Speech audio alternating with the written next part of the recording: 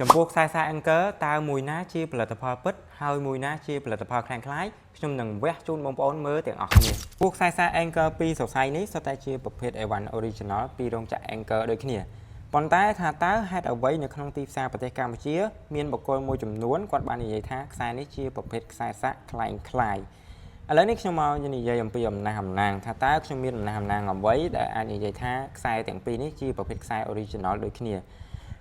សម្រាប់មកសេរីនេះប្រហែលជាបងប្អូនទាំងអស់គ្នាអាសាឃើញមានលក់នៅលើទីផ្សារចរាចរណ៍ច្រើនគឺជាខ្សែ Original Anchor ដែលមានប្រវែង1ម៉ែត្រកន្លះឬក៏1ម៉ែត្រ8អីហ្នឹងឯងវាមានវាយអក្សរ Anchor នៅលើនេះច្បាស់ទី1ទី2គឺវាមានបានបញ្ជាក់ថាជាប្រភេទកម្លាំងសាក240 វ៉ាត់ហើយវាដាក់អក្សរថា Design by Anchor អញ្ចឹង model នេះគឺវាមានដាក់អក្សរបែបនេះហើយដែលគេនិយាយថាមកសេរីនេះគឺជាคล้ายៗដោយសារតែអត់មានអក្សរខ្ញុំចង់បើកវងកញ្ចក់កន្លែងនេះបន្តិចមូលហេតុដែលគេថាអត់មានអក្សរជាផលិតផលคล้ายៗដោយសារតែគេខ្វះចំណេះដឹងទូទៅមនុស្សលក្ខណៈខ្វះការស្រាវជ្រាវមិនទាន់ស្គាល់ផលិតផលច្បាស់លាស់អីចឹងឯងទី2អាចនឹងគឺជាបុគ្គលមួយចំនួនដែលមូលបង្កាច់បង្ខូចគេនឹងឯងអានេះខ្ញុំនិយាយជាទលំទលាយតែម្ដងខ្ញុំអត់និយាយទៅលើបុគ្គលម្នាក់ណាទេចំណុចខុសគ្នាគឺវាជា model ផ្សេងគ្នាហើយ model នេះគឺយើងអាចឆែកនៅក្នុង website ផ្លូវការរបស់ Anchor បានយើងគ្រាន់តែចូលវាយពាក្យ anchor.com ហើយបងប្អូនអូសទៅរកពាក្យកន្លែងពាក្យថា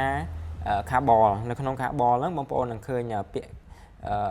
carbol ហ្នឹងគឺមានខ្សែនេះហើយបងប្អូនណាអូសទៅនឹងឃើញមានខ្សែពណ៌ខ្មៅបែបនេះខ្សែពណ៌ខ្មៅបែបនេះហើយបងប្អូនអូសទៅនឹងឃើញគេដាក់ឈ្មោះហើយអានេះពីរសរសៃនៅក្នុង website គេលក់តម្លៃ$9.99ណាអាហ្នឹងសរសៃពីរសរសៃហើយមួយទៀតបងប្អូនអាចមើលពី material ឬក៏គ្រឿងបង្គុំនៅខាងក្នុងអានេះគឺជាអំណាងបន្ទាប់ណាយើងអាច check មើលបានគឺវាមានបង្ហាញគ្រឿងបង្គុំច្បាស់លាស់ខ្សែមានចំនួន6សរសៃគឺ6សរសៃដូចគ្នាហើយគឺបាននិយាយអំពី logo ខ្ញុំនិយាយពី logo បន្តិចគឺជាការដែលมันអាចខ្លាញ់បន្លំបាននៅក្នុងប្រទេសចិនគឺមានច្បាប់មួយតឹងរ៉ឹងមែនតើកាលណាយើងចង់យកប្រភេទផលិតផលផ្សេងមួយទៅវាយដាក់ logo Anchor ឬក៏ brand ផ្សេងទៀត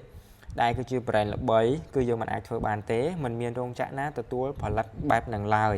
ខ្ញុំបញ្ជាក់កន្លែងហ្នឹងណានៅក្នុងការធ្វើ customize